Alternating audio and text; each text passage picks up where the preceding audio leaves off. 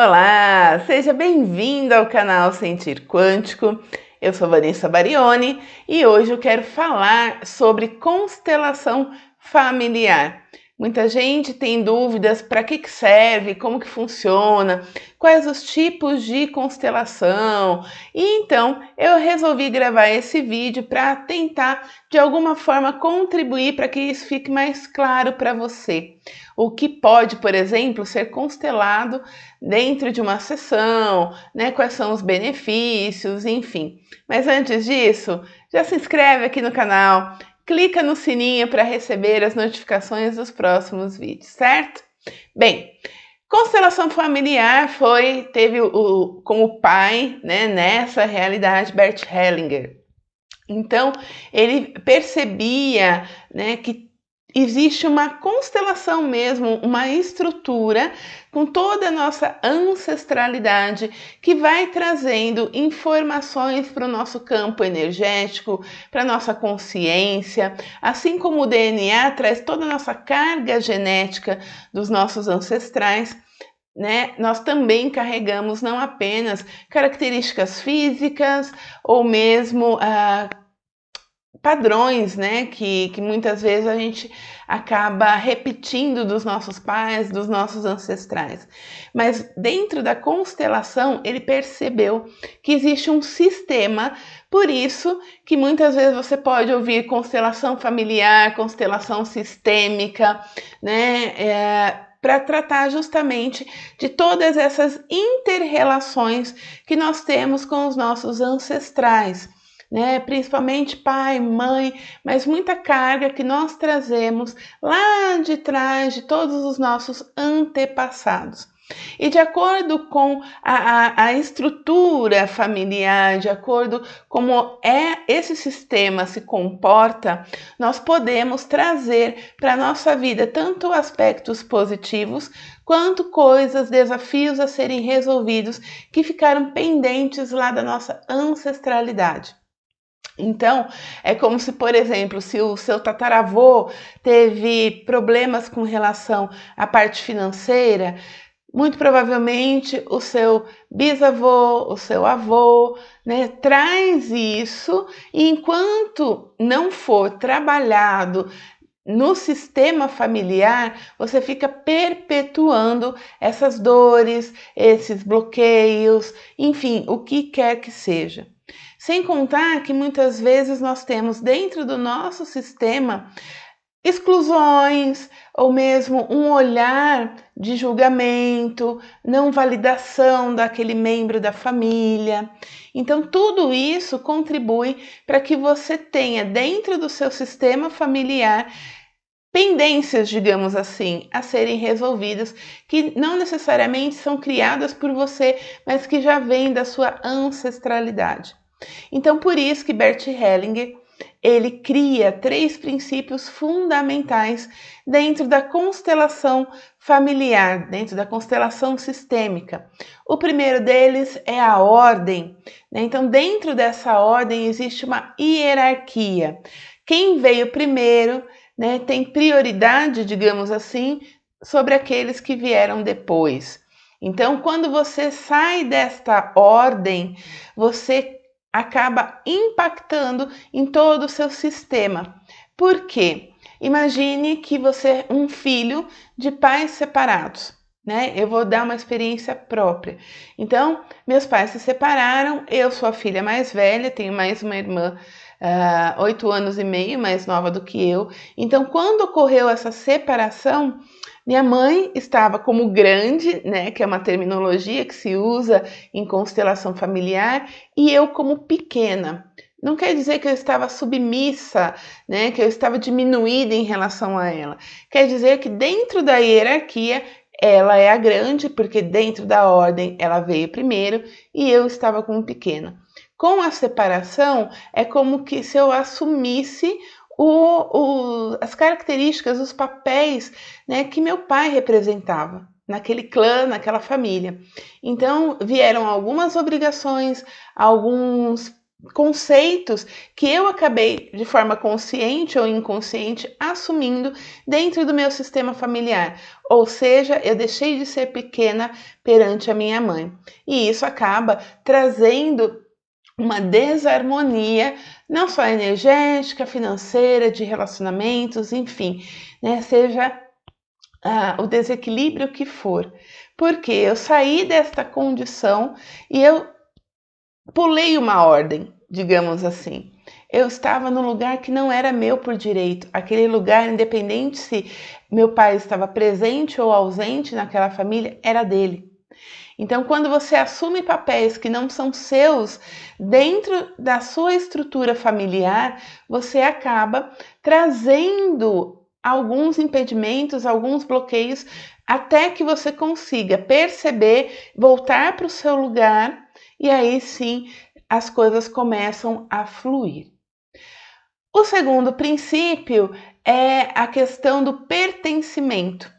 Então, muitas vezes as pessoas negam as suas origens, negam o seu pertencimento. Em casos de separação, muitas vezes é como se fosse um dos membros excluídos daquele clã, né? Então eu não tinha tanto contato com o meu pai durante muito tempo da minha vida. Fomos retomar isso pouco antes dele falecer. E então ele meio que ficou afastado. E o pai, ele representa o ir para a vida, a prosperidade, né, a autoconfiança. E quantas vezes eu não me vi em situações onde isso me faltava e ainda não tinha a consciência de que era justamente esse afastamento, entre aspas, essa exclusão do meu pai, deste clã familiar que acabou ficando apenas de mulheres muito empoderadas. Minha mãe, eu, minha irmã, depois minha filha, né? Então são mulheres de uma personalidade muito forte. E quando você inconscientemente nega o feminino, o masculino, desculpa, você acaba bloqueando alguns aspectos, principalmente financeiros da sua vida.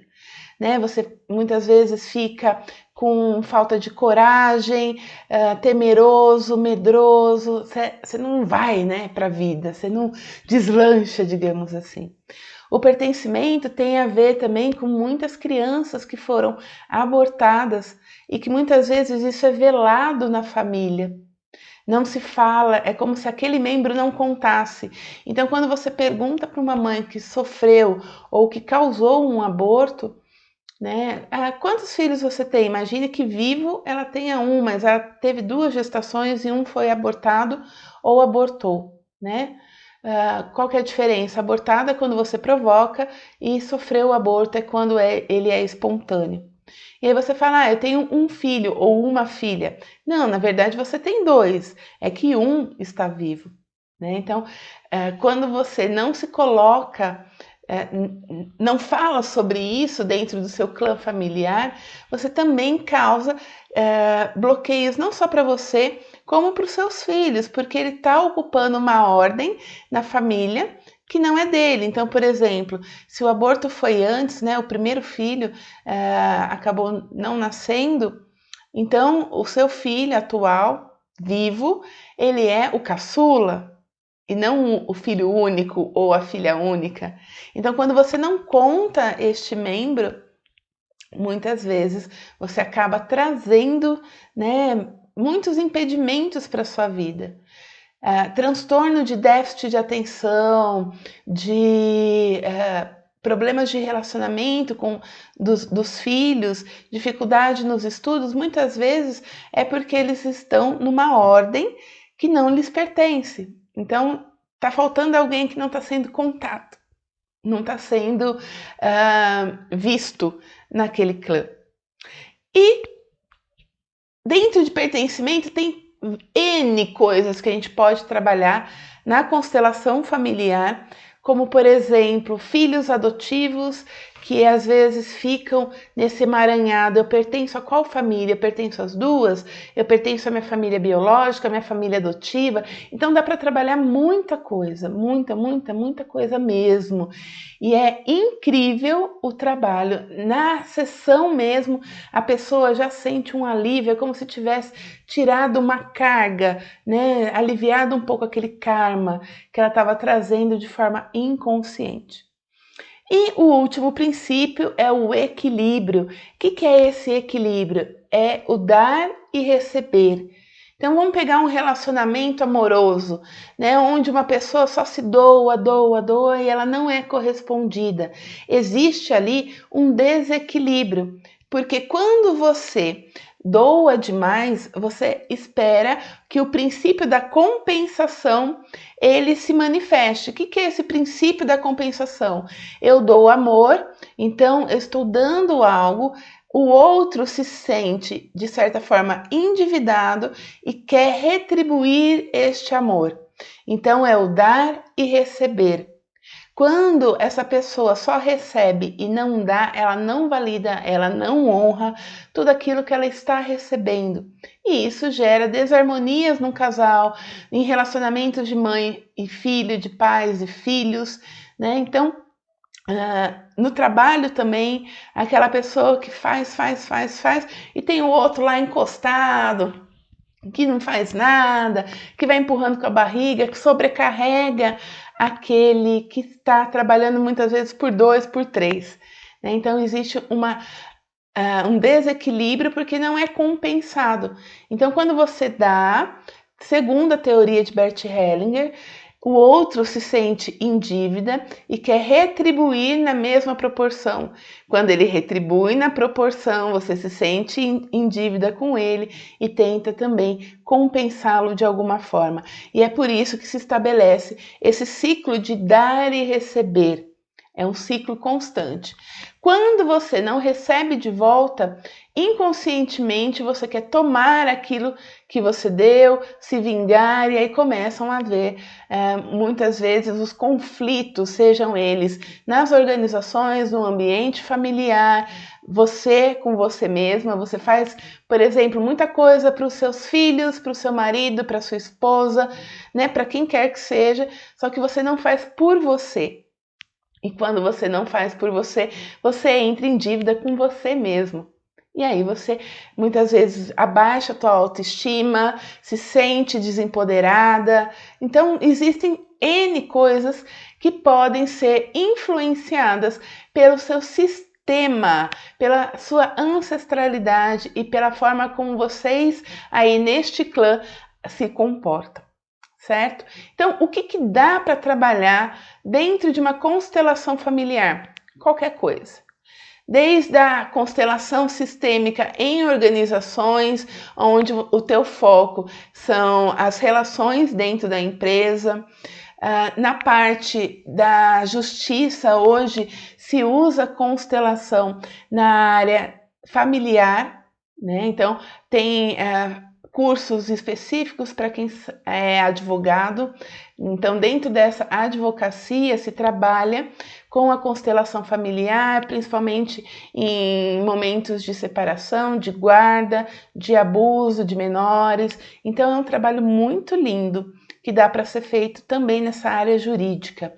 Você pode trabalhar individualmente, né, as suas relações, seja no trabalho, seja com as pessoas da sua família, relacionamentos amorosos, a tua prosperidade, né, aquela pessoa que faz e sempre está em dívida, sempre está com problemas financeiros, parece que a coisa não deslancha, tudo isso dá para ser trabalhado. Doenças, né, que muitas vezes, doenças mentais, TDAH, autismo, então tem muita coisa que dá para ser trabalhada dentro da constelação familiar, que é justamente você ter um novo olhar para aquilo, você ressignificar coisas, é um processo lindo de cura e é muito leve, é muito prazeroso fazer isso. E você pode fazer constelações em grupo, né? Então, onde aqueles que estão assistindo assumem papéis, né, dentro daquela pessoa que está sendo constelada, representam, né, pessoas daquele clã.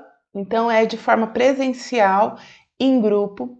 Você pode fazer de maneira individual, com âncoras, com bonecos, né? Âncoras são representantes que podem ser formas geométricas, enfim, dá para você trabalhar de diversas formas essas âncoras. Com bonecos, que é o mais comum hoje se ver, né? Bonecos de madeira, representantes da família, seja o que for. E tem a constelação na água, que é a forma como eu trabalho, onde você tira, né, a sua intervenção, digamos assim, enquanto terapeuta, você se coloca numa condição de pequena também e deixa que o campo morfogenético faça o seu trabalho, faça a sua cura.